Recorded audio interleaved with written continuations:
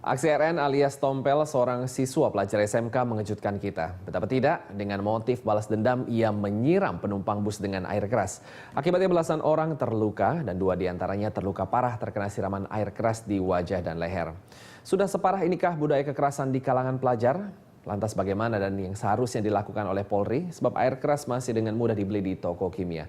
Untuk membahas kegelisahan kita, kini telah hadir Ketua Komnas Perlindungan Anak Aris Merdeka Sirait dan juga Kepala Bidang Humas Polda Metro Jaya Kombes Rikwanto. Selamat pagi, Pak. Selamat pagi. Baik, pertama untuk Pak Aris dulu.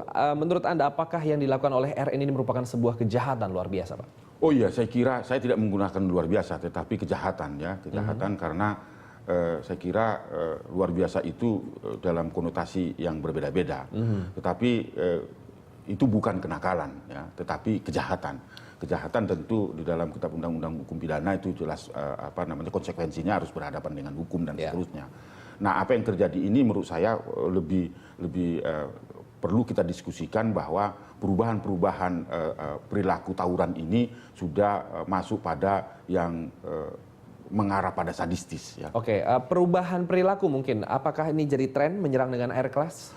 Nah, kalau kita lihat 1 tahun terakhir ini setelah kasus-kasus tawuran yang sempat menghebohkan juga ya di Jakarta ini, sudah terjadi penurunan bentuk-bentuknya gitu. Tetapi cara-cara yang lain seperti menggunakan air keras, soda api dan sebagainya itu justru itu yang berubah dari sajam dan sebagainya. Saya kira memang perubahan perilaku melakukan tawuran ini sudah semakin sadis tadi itu, menyiramkan tanpa mereka tahu siapa yang akan disiram dan seterusnya. Saya kira ini juga harus diantisipasi. Memang bentuk tawuran ini sudah tidak bisa lagi ditoleransi. Saya kira ini bukan lagi kenakalan seperti biasa. Sudah masuk kejahatan ya. Iya. Oke, Pak Rikwanto, berkaitan dengan penyerangan air keras ini semakin banyak, terutama ada mahasiswi baru ya Pak ya, yang di Jakarta Barat. Ya, kemarin di Palmerah ada yang menyiram air keras terhadap pacarnya sebenarnya ya. Bentrokan, ada putus cinta, melakukan penganiayaan dengan air keras. Iya. Dan terluka dari muka, dadanya sampai dengan pahanya juga kena. Ini sedang dirawat. Kita sudah tahu ciri-ciri pelakunya, sedang dalam pengejaran saat ini.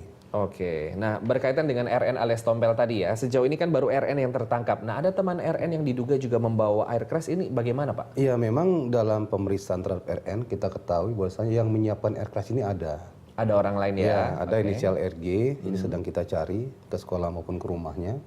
Kemudian di TKP sebelum dia melakukan penyiraman itu, seperti dikatakan Kapolres tadi kan mereka survei dulu ya. Beberapa bus dilihat ada anak sekolah nggak anak sekolahnya, dan diduga bus yang sedang agak lambat karena macet ini, itu dia oleh teman-temannya kan. Dan dia juga dengan penuh keyakinan langsung menaiki dan melakukan penyiraman terhadap orang yang ada di bus tersebut, dan ternyata memang bukan yang dimaksud. Termasuk juga penumpang umum terkena juga di situ. Iya, padahal juga dibilang bahwa itu ternyata akhirnya salah sasaran ya. Iya, betul. Oke. Berarti kurang lebih kejadiannya memang seperti itu. Nah, berkaitan juga Pak sama dengan air keras yang digunakan seperti itu. Ya. Jadi apakah ada hanya 2 orang atau ada beberapa orang sejauh ini Pak? Ini kan kita bicara air keras kan bicara umum ya. Pokoknya air yang membahayakan tuh air keras. Macam-macam, ada air raksa, ada soda api, ya, ada istilahnya cuka karet. Ini dijual-jual di berbagai tempat. Itu fungsinya ada semuanya. Tentunya seperti pisau ya, pisau itu dijual di mana-mana ya, untuk memotong. Kok disalahgunakannya demikian? Oke, sejauh ini sudah ada catatan berapa banyak Pak kasus seperti ini pernah terjadi sebelumnya di Polda Metro? Kemarin yang kejadian waktu tawuran di Johar ya, Johar. antar warga. Di mana polisi memisahkan mereka, polisi yang disiram dengan air keras itu, terluka di punggungnya. Kemudian waktu kejadian di DPR ada unjuk rasa, kita bubarkan. Kesempatan bubarkan itu kesempatan ada oknum masyarakat atau oknum siapapun melakukan penyemprotan air keras. Kena juga anggota polisi, wartawan kena juga. Nah, yang pelajar juga sudah mulai melakukan hal demikian. Jadi tren, kita bicara pelajar ya, tren pelajar ini bukan aksi heroik lagi untuk menunjukkan sekolah saya ini jangan dimacem-macemin. Sekolah saya ini pokoknya peringkat sekian dalam level kehidupan sosial di tengah-tengah anak sekolah ya. Ya, jangan diganggu. Sifatnya jangan diganggu, jadi macam-macam. Tapi dalam pelaksanaannya kalau dulu itu fight ya, berkelahi satu lawan satu. Langsung ya, kontak Atau di fisik mana seperti itu. sekelompok dengan cara-cara yang elegan, ya dalam tanda petik ya. Tapi kalau sekarang cara yang disampaikan di antara mereka ini bukan lagi elegan, tapi udah pembunuhan arahnya. Mereka melakukan tawuran menggunakan alat yang alat itu bisa membunuh. Jadi patut diduga akan tawuran itu pasti akan terbunuh. Ya termasuk yang dengan air keras ini. Nah ini tugas kita bersama sih ya, bukan hanya polisi. Ya tugas sekolah, tugas orang tua, tugas masyarakat juga yang di lingkungan di mana itu berada. Baik Pak Riwanto, Pak Aris, ada arah kayaknya semakin brutal ya tawuran itu Pak? Oh iya, jadi sudah menakutkan sebenarnya ya. Katakanlah air keras ya. Bahkan yang menyiramkan itu, si pelaku ini tahu bahwa itu akan melukai, bahkan bisa saja Sudah meninggal siap dunia. kayaknya untuk melukai seperti itu. Tawuran itu seperti itu. Ketika misalnya menggunakan sajam ya, gear dan sebagainya. Ketika mereka melakukan itu tahu bahwa itu akan membunuh orang. Tapi ketika itu terbunuh, itu seolah-olah heroik gitu, bahwa itu adalah keberhasilan. Nah sekarang bentuknya karena sudah sangat ketat razia di sekolah-sekolah, ya tas-tas dan sebagainya. Sekarang tidak lagi dengan menggunakan itu kan sederhana itu ya, dengan satu soda api aja misalnya diaduk dan sebagainya, disimpan di satu tempat. Ketika mereka tawuran itu kan tidak ada terlihat seperti gear dan sebagainya. Nah artinya itu yang harus diantisipasi. Tapi rumah itu harus betul menjadi garda terdepan. Ya. Nggak mungkin kita akan merazia semua toko bahan kimia, ini stop nggak boleh dijual dan sebagainya. Sama aja seperti toko obat juga kan, tanpa resep pun anak-anak bisa beli pil banyak-banyak seperti Pak Riwanto katakan, beli pisau bisa aja di mana-mana begitu kan? Ya kita tahan dulu Pak Aris, memang menarik sekali. Baik, kita akan bahas lagi pemirsa mengenai fenomena pelajar menyerang dengan air keras. Kami akan kembali setelah jeda iklan berikut ini. Baik pemirsa, Anda masih bersama kami membahas dialog soal fenomena pelajar yang menyerang dengan air keras. Bersama saya sudah ada Pak Aris Merdeka dan Pak Riwanto. Tapi saat tahan dulu, kita punya beberapa data yang dirilis oleh KPAI, di mana tempat Pak Aris Merdeka ada. Ini menyatakan bahwa korban tewas akibat tawuran, sejauh ini kasus tawuran ada 147 kasus di tahun lalu, di mana dari 147 kasus ini ternyata ada korban tewas 82 kasus, kurang lebih seperti itu. Ini adalah Jakarta di tahun 2012. Nah, kurang lebih dengan melihat data seperti tadi, Pak Aris juga sudah menyatakan bahwa tawuran memang semakin brutal. Penyebabnya, Pak? Iya, tentu tidak berdiri sendiri ya. Ada juga ketahanan rumah atau keluarga yang mulai runtuh. Nilai-nilai atau norma-norma sudah juga terabaikan dalam lingkungan keluarga. Orang tua juga sudah tidak lagi berfungsi sebagai tempat yang bisa dijadikan oleh anak ini panutan misalnya. Ada juga yang seperti itu, tompel misalnya. Ya ini kan pernah dinyatakan pelaku juga melakukan pembajakan mobil dan sebagainya, ya bus dan seterusnya. Ketahanan keluarga, norma-norma sosial, etika moral, kemudian juga nilai-nilai atau norma agama di rumah itu sudah runtuh. Dan ketika itu runtuh, maka ketika dia berhadapan dengan perubahan perilaku remaja yang ingin mencari jati dirinya, diimplementasikan tanpa dia menyadari bahwa itu akan melukai dirinya sendiri maupun orang lain. Masuk ke lingkungan sekolah yang bentuknya seolah-olah bahwa tawuran itu adalah suatu sistem yang harus dibangun di sekolah itu untuk mempertahankan jati diri sekolah maupun menunjukkan dirinya adalah heroik misalnya. Itu pengaruh sangat luar biasa gitu. Kemudian juga tontonan kita memberikan contoh seolah-olah tawuran itu, seolah-olah kekerasan itu adalah menyelesaikan masalah. Jadi itu juga adalah daur ulang dari apa yang dilihat dari anak itu. Itu yang saya katakan tidak berdiri sendiri. Jadi ada pengaruh-pengaruh, ada yang mendorong, tetapi sekali lagi tentu saya tidak mempersalahkan hanya keluarga, tapi keluarga adalah benteng yang paling... Benteng utama ya, selain keluarga siapa lagi Pak secara singkat? Ya, lingkungan sekolah, sekolah juga harus memberikan nilai-nilai, tidak hanya sekedar mengejar kecerdasan intelektual, tapi berikan kesempatan juga mengembangkan kecerdasan emosionalnya, kreativitasnya, ekstrakurikuler yang betul-betul membangun jati diri remaja dan sebagainya. Jadi semuanya ya, bukan cuma keluarga saja. Oke Pak Riwanto, berkaitan dengan kepolisian sendiri, menghadapi kasus tawuran seperti ini sudah pernah dihadapi dengan cara apa aja tuh Pak? Ada air keras seperti itu? Yang kita temukan ya, yaitu seperti dikatakan Pak Aris tadi, semua peralatan tuh mereka siapkan ya, dari samurai, golok, parang, pemecah es itu, yang gerigi-gerigi itu, gancu, ada yang orang tergancu kepalanya di Tangerang waktu itu meninggal dunia ada. Jadi mempersiapkan mereka tawuran tuh udah bukan lagi kenakalan ya. Dan apakah mereka juga semakin berani terhadap petugas kepolisiannya? buktinya kita lihat di lapangan di tayangan tadi kan, dengan mudah mereka memblokade arus kendaraan, tawuran di situ kan. Kematangan pemikiran, kedewasaan tuh nggak ada di situ. Makanya dalam menghadapi anak-anak ini kita kadang-kadang suka dilema ya. Perilakunya itu sangat membahayakan, tapi mereka anak-anak yang harus dididik. Seperti Di lapangan kita harus law enforcement, harus menindak mereka. Kalau kita tindak mereka ternyata di bawah umur, akhirnya kita serahkan kepada mekanisme yang ada dan cenderung kembali kepada orang tuanya. Nah, apakah kembali ke orang tuanya elemen-elemen ini berfungsi? Nah, itu dia. Ternyata tidak. Benteng Buktinya yang si dikatakan, ya. Tompel ini kan beberapa kali kita katakan bermocorah tawuran lah sudah. Iya, betul. Terakhir ini 18 tahun ya sudah masuk dia. Masuk ya. Karena sudah Dian Sumur itu tadi ya. Nah Pak, berkaitan dengan pelajar kita yang semakin brutal, air keras atau HCl ini ternyata sangat mudah dibeli di toko-toko kimia yang ada di Jatinegara. Apakah polisi tidak ada pengawasan atau gimana Pak? Barang-barang tersebut bukan merupakan barang-barang yang harus diawasi ya. Peredarannya artinya beli harus tercatat di laporan kepolisian. Itu toko kimia itu menjual barang-barang itu barang-barang yang dianggap umum untuk lab, untuk pengoplos-pengoplos tertentu, untuk nyuci di bengkel dan lain-lain. Dianggap seperti halnya toko-toko yang menjual pisau-pisau dapur. Tinggal bagaimana yang membeli untuk apa.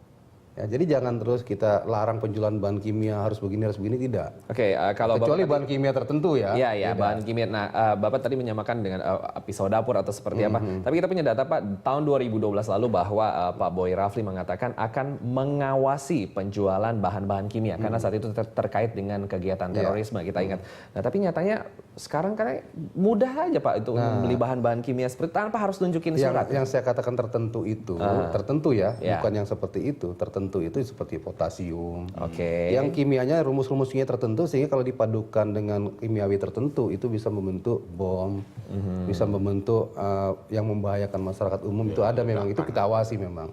Tapi bukan semua bahan kimia yang memang harus ada catatan khusus untuk bisa dijual atau tidak, bukan.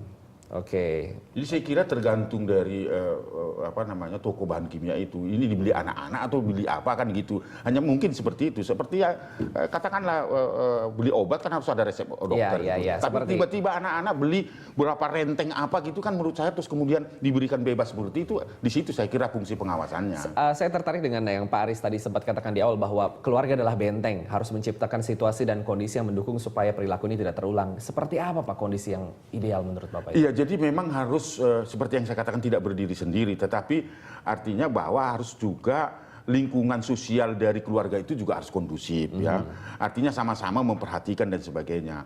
Tidak bisa alasan misalnya karena kesibukan keluarga lalu kemudian tidak sempat lagi berkomunikasi dengan anak dan sebagainya. Itu jangan menggunakan kata itu. Apapun rencana kehidupan keluarga itu harus bersama-sama keluarga itu. Anak juga harus bersama-sama dengan keluarga itu. Seperti itu menurut saya benteng itu. Nah, tapi sekarang ini kadang-kadang katakanlah apa yang pelaku-pelaku tawuran ini sebenarnya semua adalah orang tua yang sudah kesal sekali dengan perilaku anak ini kan.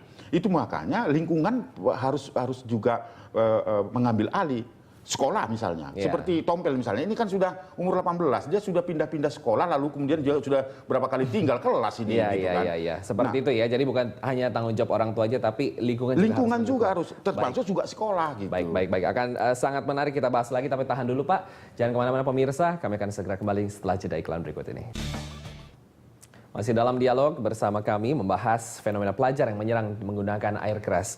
Langsung Pak Aris, bagaimana caranya agar kita bisa meredam aksi tawuran pelajar? Apakah sudah tepat yang selama ini di... Ya saya kira kita harus membantu pihak kepolisian ya, karena leadingnya kan penegakan hukumnya itu adalah polisi. Tapi tidak bisa dengan kita mengharapkan polisi saja, tapi peran serta masyarakat lingkungan, termasuk sekolah. Saya kira mari bersama-sama ini harus menjadi common issue, menjadi keprihatinan kita bersama karena perubahan perilaku kekerasan yang dilakukan oleh anak-anak remaja kita itu sudah mengarah pada hal-hal yang tidak bisa ditoleransi akal sehat ya.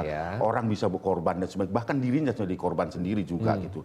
Oleh karena itu mari bersama-sama mengkampanyekan ini, jangan membiarkan terjadinya seperti tadi ya, PT tadi itu harus betul-betul masyarakat di sekitar itu jangan menonton, tetapi apa yang bisa dilakukan untuk menghentikan itu. Katakanlah berkomunikasi dengan aparat setempat yang ada di lingkungan itu, tokoh-tokoh masyarakat, bahkan mungkin memampatkan institusi-institusi keagamaan ya dalam khotbah-khotbah, bagaimana menyadarkan bahwa kekerasan itu adalah merupakan suatu tindakan yang sangat tidak diterima oleh akal sehat, disadarkan dan sebagainya. Keluarga juga harus dibangun dan sebagainya. Lingkungan sekolah adalah lingkungan yang bisa mengambil alih kalau keluarga sudah tidak lagi mampu mendidik anak. Saya kira seperti itu. Itu yang idealnya Pak ya. Sejauh ini apakah sudah cukup tepat sasaran pendekatan yang dilakukan selama ini? Belum memang, karena itu tadi masyarakat kita itu serba cuek gitu kan, seolah-olah itu urusan lain dan sebagainya. Padahal ini sudah mengorbankan orang lain sekalipun dia cuek gitu loh. Nah bagaimana sekarang peran serta semua orang, ayo sama-sama gitu.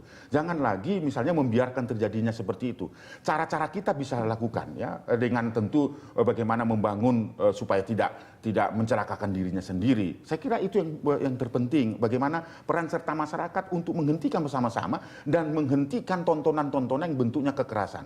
Tokoh-tokoh politik kita, ya, anggota-anggota DPR kita jangan mempertontonkan seorang orang kekerasan itu menyelesaikan masalah, memaki-maki orang dan sebagainya. Itu adalah daur ulang dari perilaku-perilaku kita sebagai orang dewasa. Dijadikan panutan ya. Betul, oleh mereka nanti. Karena panutan sudah tidak ada lagi. Kalau rumah tidak ada panutan, lingkungan sosial tidak ada lagi, lingkungan sosial atau lingkungan sekolah tidak ada lagi, kemana anak ini? Maka dia akan menjadi pelaku-pelaku yang sangat brutal itu. Oke Pak Aris, terima kasih. Sebelum ke Pak Rikwanto, saya punya ada beberapa data yang bisa kita lihat di sini. Bisa kita saksikan bersama bahwa korban tewas akibat tawuran di wilayah Jabodetabek dengan bersumber dari KPAI sendiri dari tahun 2010 jumlah kasus 102, tewas 17. Tahun 2011 sedikit menurun, jumlah kasusnya 96, yang tewas juga sedikit menurun 12, tapi tahun 2012 kemarin sudah ada 103, meningkat dari sebelumnya 2010 dengan tewas 17. Jadi total ada 3 tahun terakhir itu 301 kasus tawuran dengan korban tewas 46 orang. Bagaimana Pak Rikwanto menanggapi data yang ada seperti itu? Hampir sama ya dari data kita. Namun yang perlu saya sampaikan tadi seperti menyambung Pak Aris ya, ada 4 unsur yang bisa sama-sama bekerja untuk bagaimana menindakan tawuran pelajar ini. Karena tawuran di lapangan ada tingkatannya, tawuran pelajar, tawuran mahasiswa, tawuran warga. Terkampung ya. Dan itu sama semuanya. Sama-sama kekerasan ya. Yang kecil, yang sedang, yang besar sama semuanya.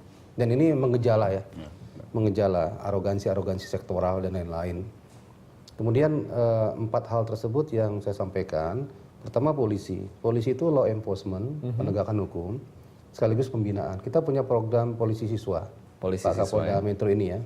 Jadi polisi siswa kita rekrut di setiap sekolah itu ada orang-orang yang memang bagus secara kecerdasan, secara emosional, mereka kita rekrut menjadi polisi bagi anak sekolah yang lain. Kalau ada sesuatu hal mereka sampaikan, umpamanya mau tawuran, mau bajak bus, mereka sampaikan ke kita. Dan ini sudah kejadian. Sudah berlangsung di beberapa sekolah itu Pak? Sudah hampir setiap Polres itu ada semuanya, walaupun belum seluruhnya ya. Oke. Ini mungkin yang belum tersentuh yang tawuran kemarin ini. Jadi agak berkurang tawuran sebenarnya secara kuantitatif. Karena ada teman-teman di lingkungan yang bisa menjadi itu yang pelapor memberikan itu tadi ya. masukan kepada Babin Kamtipmas nantinya. Oke. Kemudian yang kedua, kita juga bukan hanya mengharapkan polisi, tapi keluarga tadi ya. Keluarga ini pedulilah, jangan ngasih makan aja. Yang penting udah makan belum, tanya udah makan belum gitu. Tapi bagaimana temannya siapa, nongkrongnya di mana, pulang jam berapa, itu orang tua ya bentengnya. Yang ketiga itu sekolah. Sekolah kadang-kadang ada guru juga, masa kamu kalah sih tawuran sama sekolah sana. Jangan sampai begitu dari sekolah itu. Ya, ikut juga menjaga supaya tidak terjadi hal demikian. Kalau ada anak tawuran itu sanksinya kalau perlu dikeluarkan. Ada di antara sekolah itu pasti 2-3 orang burung-mocora itu. Ya, selalu dikeluarkan aja kalau memang jagoannya tawuran betul, ya makanya betul. ya. Penggerak-penggeraknya. Oke. Kadang-kadang dia mengikut sertakan alumninya ya di luar untuk membantunya. Kemudian yang keempat, lingkungan. Lingkungan itu masyarakat seperti tawuran tadi yang tayangkan itu. Nah ini ya. Ini kalau saya pernah lihat di Medan itu salah satu daerah, kalau ada anak sekolah tawuran di jalanan, itu warga keluar semua bawa kayu tuh. Nggak peduli sekolah mana dihajar semuanya, jadi bubar sendiri. Jadi warga juga harus peduli sama lingkungan di mana sekolah, karena apa, adik-adik kita itu, anak-anak kita itu generasi ke depan, jangan sampai mereka jadi korban. Sebelum ada korban, mari kita bubarkan sama-sama. Dan masih bisa diarahkan untuk ke Ya, depannya. jadi warga juga peduli, jangan hanya nonton saja. Oke. Turun Baik. sama-sama. Baik, terima kasih Pak Aris dan juga Pak Rikwanto atas waktunya di sini. Semoga ini bisa menjadi pesan untuk kita semua bahwa ini adalah tanggung jawab kita bersama. Berkurangnya tawuran akan membawa ke kehidupan yang lebih baik lagi. Dan pastinya kami akan kembali dengan informasi-informasi lainnya untuk Anda, jadi tetaplah bersama kami.